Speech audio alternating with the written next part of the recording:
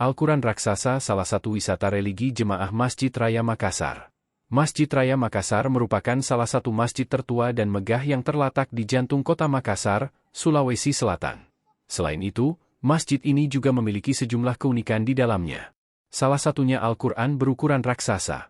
Al-Quran ini berukuran 1 kali 1,5 meter, dipajang di lantai 2 masjid yang memiliki desain arsitektur gaya Timur Tengah. Benda seberat 584 gram ini menjadi objek wisata religi umat Muslim di kota Makassar sejak 26 Agustus 2009 lalu. Al-Quran raksasa ini tidak ada yang berbeda dari Al-Quran pada umumnya. Ayat-ayat suci berjumlah 6.666 yang terangkum dalam 30 juz serta 605 lembar. Namun, ada yang lebih istimewa dari Al-Quran ini, yakni ditulis dengan menggunakan tinta spidol khusus warna hitam oleh Kiai Haji Ahmad Fakih dari Yayasan Al-Asy'ariyah Kalibeber Wonosobo, Jawa Tengah.